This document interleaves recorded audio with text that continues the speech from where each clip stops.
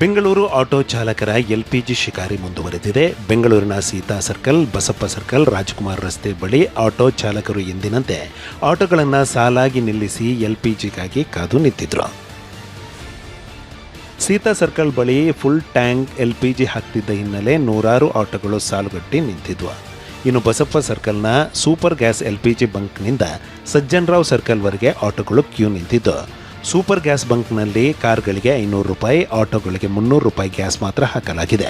Rajkumar ರೋಡ್ನಲ್ಲಿ auto ಚಾಲಕರು 4 ಕಿಲೋಮೀಟರ್ಗೂ ಹೆಚ್ಚು ದೂರ ಕ್ಯೂ ನಿಂತಿದ್ರು. ಗಂಟೆಗಟ್ಟಲೆ ಕಾದು ಗ್ಯಾಸ್ ಹಾಕಿಸಿಕೊಂಡ ಆಟೋ ಚಾಲಕರು ಈಗ ಹೋಗಿ ಏನಾದರೂ ಸಂಪಾದನೆ ಮಾಡೋದು ಅಂತ ಅಸಹಾಯಕತೆ ತೋಡಿಕೊಂಡಿದ್ದಾರೆ. ಜೀವನನೇ ತುಂಬ ಕಷ್ಟ ಆಗ್ತಿದೆ ನೋಡಿ. 2 ಗಂಟೆ ಬಂದಿದ್ದು ಇಲ್ಲಿಗೆ, ಈಗ ಗ್ಯಾಸ್ ಹಾಕ್ತವ್ರೆ. ರಾತ್ರಿ 2 ಗಂಟೆಗೆ, ಅವರು 1 ಗಂಟೆ, ಇನ್ನು 10 ಗಂಟೆಗೆಲ್ಲ ಬಂದು ಮಲಗಿರೋರು ಇದ್ದಾರೆ. ಇನ್ನು ಗ್ಯಾಸ್ ಹಾಸ್ಕೊಂಡು ಹೋಗ್ಬೇಕು, ಸಂಪಾದನೆ ಮಾಡಬೇಕು. ಬೆಂಗಳೂರಿನ ಕೆಲವು ಎಲ್ಪಿಜಿ ಬಂಕ್ಗಳ ಮುಂದೆ ಗಂಟೆಗಟ್ಟಲೆ ಕಾದ್ರೆ 300 ಅಥವಾ 500 ರೂಪಾಯಿ ಗ್ಯಾಸ್ ತುಂಬಿಸಿಕೊಳ್ಳಬಹುದು. ಆದರೆ ಬೆಂಗಳೂರಿನ ಅರ್ಧದಷ್ಟು ಎಲ್ಪಿಜಿ ಬಂಕ್ಗಳಲ್ಲಿ ನೋ ಸ್ಟಾಕ್ ಬೋರ್ಡ್ ಹಾಕಲಾಗಿದೆ. ಮಾಗಡಿ ರೋಡ್ನ ಹೊಸಹಳ್ಳಿ ಮೆಟ್ರೋ ನಿಲ್ದಾಣದ ಬಳಿ ಇರುವ ಬಂಕ್ ಹಾಗೂ ಹೆಬ್ಬಾಳದ ಗುಡ್ಡದಹಳ್ಳಿ ಬಳಿಯ ಸೂರ್ಯ ಎಲ್ಪಿಜಿ ಬಂಕ್ನಲ್ಲೂ ನೋ ಸ್ಟಾಕ್ ಬೋರ್ಡ್ ರಾರಾಜಿಸುತ್ತಿವೆ. ಮಾಹಿತಿ ಇಲ್ಲದೆ ಬಂಕ್ನತ್ತ ಬಂದ ಆಟೋ ಚಾಲಕರು ಬೇಸರದಿಂದಲೇ ವಾಪಸ್ ಆಗಿದ್ದಾರೆ. ಕೆಲವರು ಆಟೋಗಳನ್ನು ಬಂಕ್ ಬಳಿಯೇ ಬಿಟ್ಟು ಮನೆಗೆ ತೆರಳಿದ್ದಾರೆ. ಗುಡ್ಡದಹಳ್ಳಿ ಸರ್ಕಲ್ನಲ್ಲಿ ಈ ಒಂದು ಸೂರ್ಯ ಆಟೋ ಎಲ್ಪಿಜಿ ಬಂಕ್ ಇದೆ. ನಿತ್ಯ ಇಲ್ಲಿಗೆ ನೂರಾರು ಸಂಖ್ಯೆಯಲ್ಲಿ ಆಟೋಗಳು ಬರ್ತಾ ಇದ್ವು, ಎಲ್ಪಿಜಿ ಗ್ಯಾಸನ್ನು ತುಂಬಿಸ್ಕೊಂಡು ಹೋಗ್ತಾ ಇತ್ತು. ಬಟ್ ಅದಕ್ಕೆ ಕಳೆದ 2 ದಿನಗಳಿಂದ ಸ್ಟಾಕ್ ಇಲ್ಲದಿರ್ತಕ್ಕಂಥ ಕಾರಣ ಈಗ ಬಂಕ್ನ ಕ್ಲೋಸ್ ಮಾಡಿದ್ದಾರೆ. ಹೀಗಾಗಿ ಇಲ್ಲಿ ಸಿಗುತ್ತೆ ಅಂತಕ್ಕಂಥ ನಿರೀಕ್ಷೆಯೊಂದಿಗೆ ಬಂದಿದ್ದ ಆಟೋ ಚಾಲಕರಿಗೆ ಭಾರಿ ನಿರಾಶೆ ಆಗಿದೆ. ಹೀಗಾಗಿ ವಿಧಿ ಇಲ್ಲದೆ ಆಟೋಗಳನ್ನು ಇಲ್ಲೇ ನಿಲ್ಲಿಸಿ ಮನೆಗಳತ್ತ ತೆರಳಿದ್ದಾರೆ. ನೀವು ನೋಡ್ತಾ ಇದ್ದೀರಾ, ಈ ಒಂದು ಸೂರ್ಯ ಆಟೋ ಎಲ್ಪಿಜಿ ಬಂಕ್ ಆವರಣದಲ್ಲಿ 25ಕ್ಕೂ ಹೆಚ್ಚು ಆಟೋಗಳು ನಿಲುಗಡೆ ಆಗಿದ್ದಾವೆ. ಯಾಕಂತಂದ್ರೆ ಮುಂದಕ್ಕೆ ಹೋಗೋದಕ್ಕೆ ಅವರ ಆಟೋದಲ್ಲಿ ಎಲ್ಪಿಜಿನೇ ಇಲ್ಲ. ಸಾರಕ್ಕಿ ಸಿಗ್ನಲ್ ಬಳಿ ಇರುವ ಗೋ ಗ್ಯಾಸ್ ಬಂಕ್ ಬಳಿ ಬೆಳಿಗ್ಗೆ 4 ಗಂಟೆಗೆ 105 ರೂಪಾಯಿ ಇದ್ದ ಆಟೋ ಎಲ್ಪಿಜಿ ದರವನ್ನು ಬಳಿಕ 120 ರೂಪಾಯಿಗೆ ಏರಿಕೆ ಮಾಡಲಾಗಿದೆ. ಇದರಿಂದ ಆಕ್ರೋಶಗೊಂಡ ಆಟೋ ಚಾಲಕರು ಪೊಲೀಸ್ ಸ್ಟೇಷನ್ಗೆ ತೆರಳಿ ದೂರು ನೀಡಿದರು. ಸ್ಥಳಕ್ಕೆ ಬಂದ ಪೊಲೀಸರು ಆಟೋ ಚಾಲಕರನ್ನ ಸ್ಟೇಷನ್ಗೆ ಕರೆದೊಯ್ದರು. ಈ ಹಿನ್ನೆಲೆ ಗೋ ಗ್ಯಾಸ್ ಬಂಕ್ನಲ್ಲಿ ಎಲ್ಪಿಜಿ ಹಾಕುವುದನ್ನೇ ನಿಲ್ಲಿಸಲಾಯಿತು. ಇನ್ನು ಈ ಪರಿಸ್ಥಿತಿ ಮುಂದುವರೆದರೆ ಜೀವನಕ್ಕಾಗಿ ಕಳ್ಳತನ, ದರೋಡೆ ಮಾಡಬೇಕಾಗುತ್ತೆ ಅಂತ ಆಟೋ ಚಾಲಕರು ಆಕ್ರೋಶ ವ್ಯಕ್ತಪಡಿಸಿದರು. ಗ್ಯಾಸ್ ಖಾಲಿ ಮಾಡಿದ್ರು, ಅನ್ಲೋಡ್ ಆಗ್ತಾ ಇದೆ, ಒಂದು 10 ನಿಮಿಷ ವೆಯ್ಟ್ ಮಾಡಿ ಅಂದರು. ನಾವು ವೆಯ್ಟ್ ಮಾಡ್ಕೊಂಡು ನಿಂತಿದ್ದೀವಿ. ಆಮೇಲೆ ಪಟ್ಟಂತ 120 ರೂಪಾಯಿ ಬೋರ್ಡ್ ಹಾಕ್ಬಿಟ್ಟವ್ರೆ. 120 ರೂಪಾಯಿ ಕೊಟ್ಟರೆ ನಾವು ಗ್ಯಾಸ್ ಹಾಕ್ತೀವಿ, ಇಲ್ಲ ಅದು ಆಗಲ್ಲ, ಇಲ್ಲ ಗಾಡಿ ಎತ್ಕೊಂಡು ಹೋಗಿ ಅಂತ. ಈಗ 1 ತಿಂಗಳು ಗ್ಯಾಸ್ ಸಿಗ್ತಾ ಇದ್ರೆ ಆಟೋ ಡ್ರೈವರ್ ಎಲ್ಲ ದೊಡ್ಡ ಮಾಡಬೇಕು, ಇಲ್ಲ ಲೂಟಿ ಮಾಡಬೇಕು, ಇಲ್ಲ ಏನಾರ ಮಾಡ್ಬೇಕು ಸರ್. ಅಷ್ಟೊಂದು ನಾವು ಬೆಲೆ ಕೊಟ್ಟು ಗ್ಯಾಸ್ ಹಾಕ್ಬಿಟ್ಟು ನಾವು ಹೆಂಡತಿ ಮಕ್ಕಳಿಗೆ ಸಾಕೋದು ಯಾವ ಥರ, ಬದುಕೋದು ಯಾವ ಥರ ಸರ್, ತುಂಬ ಕಷ್ಟ ಇದೆ. ಬೆಂಗಳೂರಿನ ಹಲವೆಡೆ ಆಟೋ ಎಲ್ಪಿಜಿ ಗ್ಯಾಸ್ಗಾಗಿ ಹಾಹಾಕಾರ ಹಿನ್ನೆಲೆ ಆಟೋ ಚಾಲಕರು ಸಚಿವ ಮುನಿಯಪ್ಪ ನಿವಾಸಕ್ಕೆ ಮುತ್ತಿಗೆ ಹಾಕಲು ಬಂದಿದ್ರು. ಈ ವೇಳೆ ಆಟೋ ಚಾಲಕರ ಸಮಸ್ಯೆ ಆಲಿಸಿದ ಮುನಿಯಪ್ಪ ಎಲ್ಪಿಜಿ ಗ್ಯಾಸ್ ಕೊಡಿಸಲು ಪ್ರಯತ್ನ ಮಾಡುತ್ತಿದ್ದೇನೆ ಎಂದಿದ್ದಾರೆ. 200 ರೂಪಾಯಿ ಗ್ಯಾಸ್ ಹಾಕ್ಬಿಟ್ಟು ಅಟ್ಲೀಸ್ಟ್ ಅಂದರೆ 1000 ರೂಪಾಯಿ 1300 ರೂಪಾಯಿ ಸಂಪಾದನೆ ಮಾಡಲಾಗಿದೆ. ನಾನು ಇವತ್ತಿನ ದಿವಸ ಬಾಡಿಗೆ ಮನೆಯಲ್ಲಿ ಇದ್ದೀನಿ. ಬಾಡಿಗೆ ಕಟ್ಕೊಂಡು ಜೀವನ ನಡೆಸಬೇಕಂದ್ರೆ ತುಂಬ ತೊಂದರೆ ಇದೆ. ಈ ಥರ ಇರಬೇಕು ಅಂದರೆ ಅದಕ್ಕೆ ಇದರಲ್ಲೂ ಒಂದು ಮಾತಾಡ್ತೀನಿ. ಇನ್ನು ಖಾಸಗಿ ಬಂಕ್ಗಳಲ್ಲಿ ಹೆಚ್ಚಿನ ವಸೂಲಿ ಮಾಡುತ್ತಿರುವ ವಿಷಯ ಗೊತ್ತಾಗಿದೆ. ಖಾಸಗಿ ಬಂಕ್ ಮಾಲೀಕರನ್ನ ಕರೆದು ಚರ್ಚೆ ಮಾಡುತ್ತೇನೆ ಅಂತ ಮುನಿಯಪ್ಪ ಹೇಳಿದರು. ಬೆಂಗಳೂರಿನಲ್ಲಿ ಆಟೋ ಎಲ್ಪಿಜಿ ಗ್ಯಾಸ್ಗೆ ಒತ್ತಾಯಿಸಿ ಕನ್ನಡ ಪರ ಹೋರಾಟಗಾರ ಆಟಲ್ ನಾಗರಾಜ್ ಪ್ರತಿಭಟನೆ ನಡೆಸಿದರು. ಆಟೋ ರಿಕ್ಷಾವನ್ನು ಒಂಟಿ ಎತ್ತಿನ ಗಾಡಿ ಮೂಲಕ ಎಳೆದು ಮೆರವಣಿಗೆ ಮಾಡಿದರು.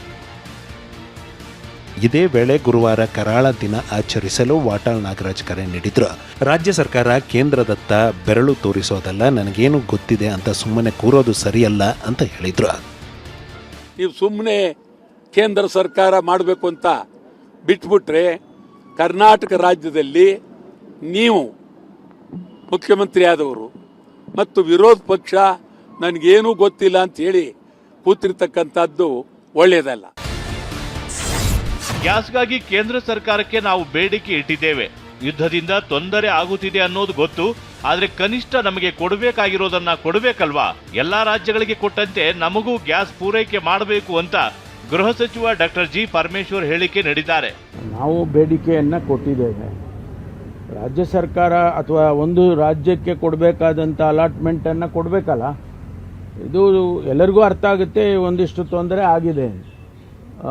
ಇರಾನ್, ಅಮೆರಿಕ, ಇಸ್ರೇಲು ವಾರಿಂದ ತೊಂದರೆ ಆಗಿದೆ ಅನ್ನೋದು ಎಲ್ಲರಿಗೂ ಅರ್ಥ ಆಗುತ್ತೆ. ಆದರೆ ಕನಿಷ್ಠ ನಮಗೆ ಕೊಡಬೇಕಾದದ್ದನ್ನಾದರೂ ಕೊಡಬೇಕಲ್ಲ, ಅದನ್ನು ಕೊಡದೇ ಇರೋ ಕಾರಣಕ್ಕೆ ಗೊಂದಲ ಆಗ್ತಾ ಇದೆ. ಅದನ್ನು ಸರಿಪಡಿಸಿ ಅಂತ ಕೇಳಿದ್ದೇವೆ ನಾವು.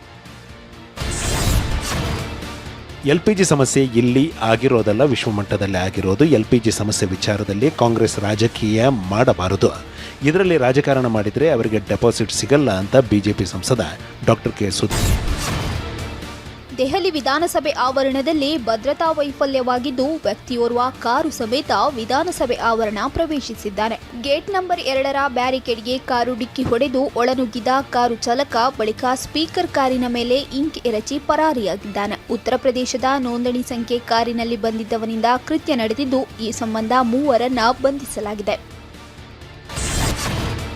ಸ್ಯಾಂಡಲ್ವುಡ್ ನಟ ನಿರಂಜನ್ಗೆ ದುಷ್ಕರ್ಮಿಗಳು ಬಿಯರ್ ಬಾಟಲಿಯಿಂದ ಹಲ್ಲೆ ನಡೆಸಿ ಪರಾರಿಯಾಗಿದ್ದಾರೆ. ಮಾರ್ಚ್ 28ರಂದು ನಡೆದ ಘಟನೆ ತಡವಾಗಿ ಬೆಳಕಿಗೆ ಬಂದಿದೆ. ಬಾರ್ಗೆ ತೆರಳಿದ್ದ ನಿರಂಜನ್ನನ್ನ ವ್ಯಕ್ತಿಯೋರ್ವ ತಳ್ಳಿದ ವಿಚಾರಕ್ಕೆ ಕಿರಿಕ್ ನಡೆದಿದ್ದು, ಘಟನೆ ನಡೆದು ಕೆಲ ಸಮಯದ ಬಳಿಕ ಬಂದ 4 ದುಷ್ಕರ್ಮಿಗಳು ಹಲ್ಲೆಗೈದು ಪರಾರಿಯಾಗಿದ್ದಾರೆ. ಘಟನೆ ಸಂಬಂಧ ಬೆಂಗಳೂರಿನ ಸುಬ್ರಹ್ಮಣ್ಯಪುರ ಠಾಣೆಯಲ್ಲಿ ಎಫ್ಐಆರ್ ದಾಖಲಾಗಿದೆ. ಕೊಡಗಿನ ಮಗಳು ರಶ್ಮಿಕಾ ಮಂದಣ್ಣ ಮದುವೆ ಬಳಿಕ ಮೊದಲ ಬಾರಿಗೆ ತವರಿಗೆ ಆಗಮಿಸಿದ್ದಾರೆ. ಪತಿ ವಿಜಯ್ ದೇವರಕೊಂಡ ಜೊತೆ ತವರೂರಿಗೆ ಆಗಮಿಸಿರುವ ರಶ್ಮಿಕಾ ಕಕ್ಕಬ್ಬೆ ಗ್ರಾಮದ ಪಾಡಿ ಶ್ರೀ ಉಗ್ಗುತಪ್ಪ ದೇವಸ್ಥಾನಕ್ಕೆ ಭೇಟಿ ನೀಡಿ ಪೂಜೆ ಸಲ್ಲಿಸಿದ್ದಾರೆ. ತವರಿಗೆ ಬಂದ ಮಗಳಿಗೆ ತಂದೆ ಮದನ್ ಮಂದಣ್ಣ ಸೆರೆನಿಟಿ ಹೆಸರಿನ ಬಂಗಲೆಯನ್ನ ಗಿಫ್ಟ್ ಮಾಡಿದ್ದಾರೆ.